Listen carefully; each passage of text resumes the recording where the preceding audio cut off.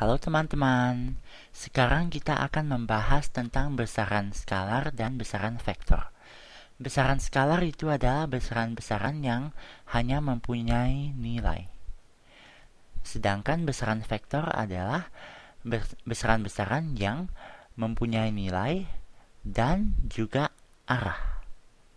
Nah, mari abang sekarang coba untuk memberikan beberapa contoh dari besaran-besaran skalar dan besaran-besaran vektor. Nah, contoh pertama besaran skalar adalah waktu. Waktu ini simbolnya adalah T kecil, oke, yang berasal dari bahasa Inggris time.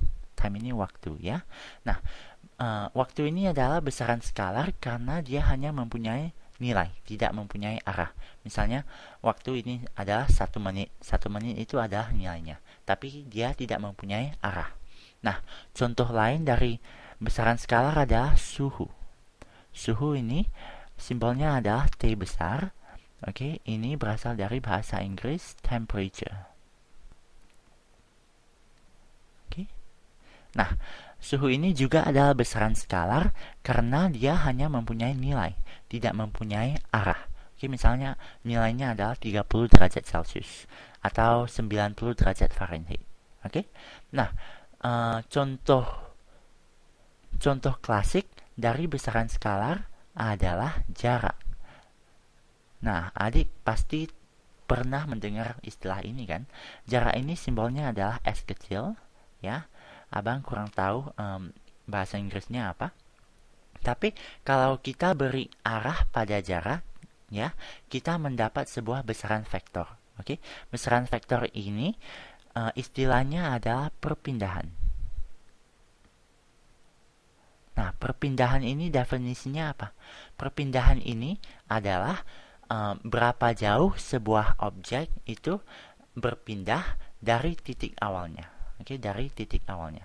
Simbol dari perpindahan itu tidak lain sama dengan simbol jarak S, tapi bedanya adalah kita taruh sebuah tanda panah di atasnya untuk menunjukkan bahwa ini adalah besaran vektor.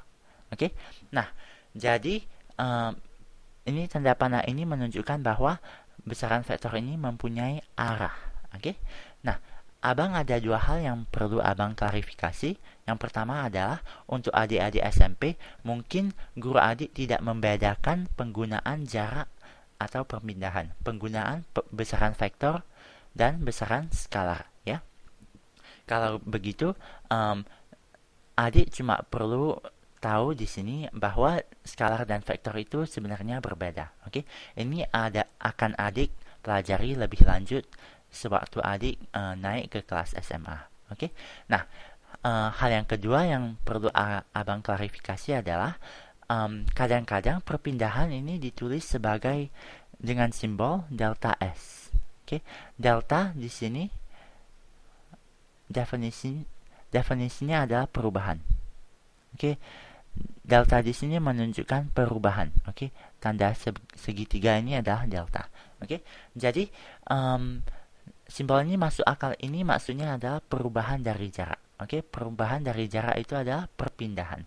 Berapa jauhnya sebuah objek itu berpindah dari titik awalnya. Nah, sekarang adik mungkin bertanya ya, kenapa kita harus belajar tentang kedua besaran ini, besaran skalar dan besaran vektor? Apakah ini akan membantu adik? Jawabannya adalah iya, karena kalau adik cuma mempunyai besaran skalar ya, berarti kalau adik cuma mempunyai besaran yang hanya mempunyai nilai, kadangkala ini tidak cukup informasinya untuk memecahkan sebuah soal. Kadangkala adik memerlukan informasi mengenai arahnya untuk memecahkan sebuah soal fisika. Nah, ini akan abang kasih contohnya ya. Sekarang abang coba hapus dulu semuanya. Nah, jadi abang kasih contoh ini ya. Misalkan saja ada seorang pelari. Oke, ada seorang pelari yang berlari sejauh 30 meter. Oke, 30 meter. Hasilnya adalah akhirnya dia mencapai tempat ini, ya. Oke. Misalnya saja dia berlari 30 meter ke kanan. Nah, berapakah jaraknya? Oke. Apakah jarak yang ditempuh oleh pelari ini? Jarak ini, kalau kita mau menghitung jarak, kita nggak perlu tahu tentang arahnya, kan? Jadi kita bisa tulis saja jarak yang ditempuhnya adalah 30 meter. Nah, bagaimana dengan perpindahannya? Perpindahannya di sini adalah 30 meter, tapi kita juga harus menulis arahnya. Oke, arahnya ini harus diikutkan. Arahnya ini adalah ke kanan. Oke, berarti kita harus tulis perpindahannya adalah 30 meter ke kanan.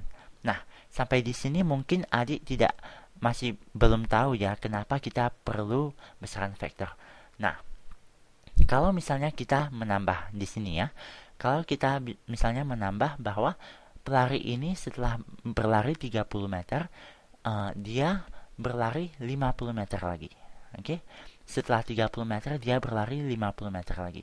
Nah, kalau adik perlu menghitung jaraknya, ya, jarak ini tidak lain adalah jumlah total jaraknya adalah jumlah dari masing-masing jarak. Oke, jadi pertama kali dia berlari 30 meter. Oke, dan setelah itu abang bilang dia berlari 50 meter lagi. Oke, 50 meter lagi. Berarti hasilnya adalah total dari jaraknya adalah 80 meter. Nah, bagaimana dengan perpindahannya?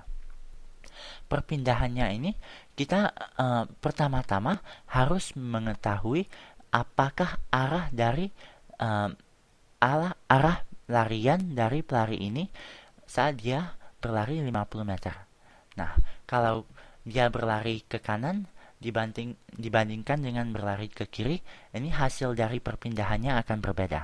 Nah, misalkan saja kita bilang dia telah berlari ke kiri. Ke kiri sepanjang 50 meter.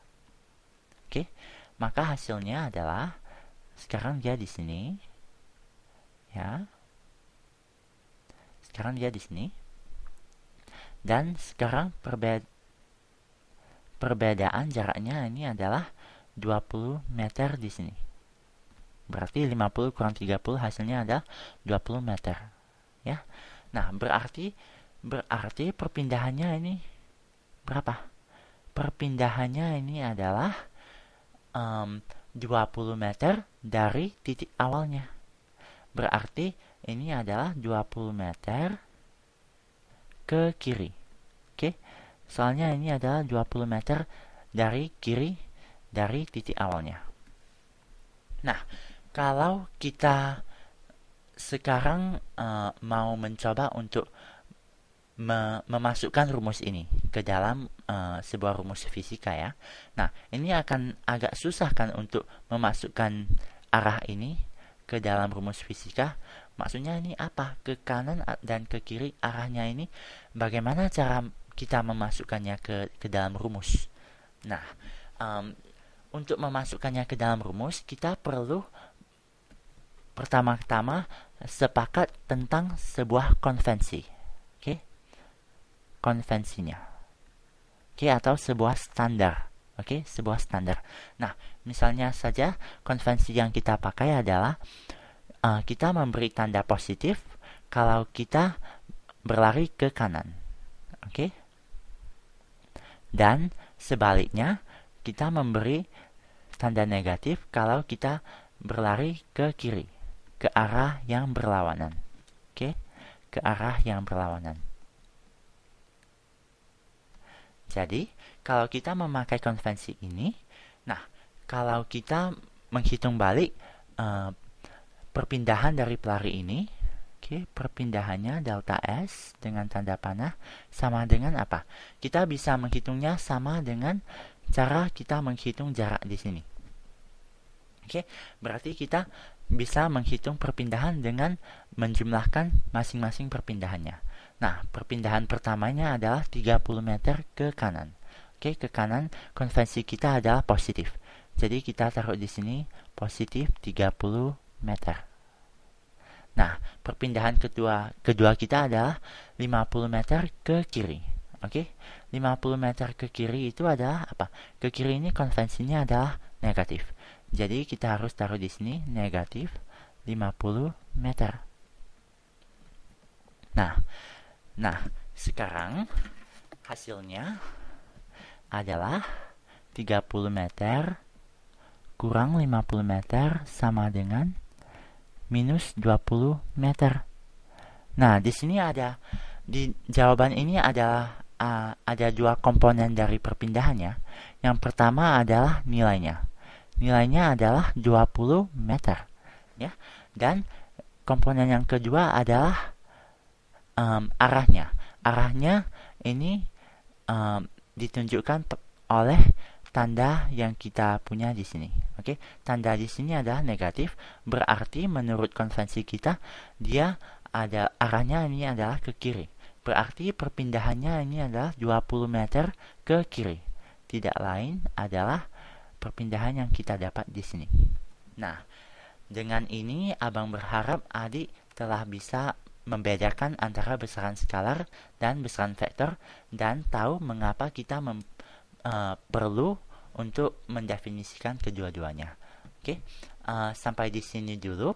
Abang akan melanjutkan pembahasan kita pada video-video berikutnya. Oke, bye-bye.